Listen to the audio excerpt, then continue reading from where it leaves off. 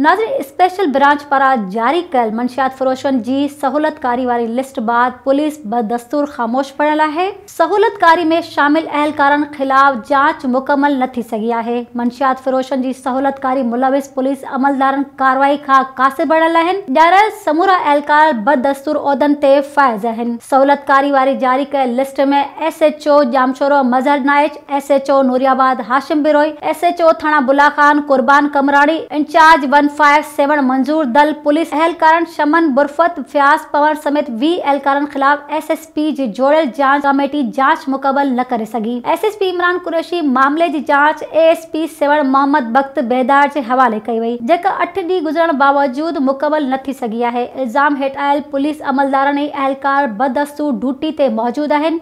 राब्तो करण ते ASP 7 मोहम्मद बख्त बेदार ॿुधायो त डिपार्टमेंट इंक्वायरी हली रही आहे। मामले जी जांच करे रहिया आहियूं त ॼाणायल अमलदार ऐं अहलकारनि जा नाला केरु न आहिनि ऐं इन्हनि जी केतिरी हद ताईं मुदाख़लत आहे। जांच मुकमल कई वेंदी त रिपोर्ट मंज़र आम ते आणींदासीं। ॿिए पासे स्पेशल ब्रांच पारां जारी कयल लिस्ट में ज़िले जे मुख़्तलिफ़ थाणनि जे हदनि में 300 मंशियात फ़रोशनि जा नाला ज़ाहिर कया विया, पर अञा सिधो ॼाणायल नालनि मां हिकु बि मंशियात फ़रोश गिरफ़्तार न थी सघियो आहे।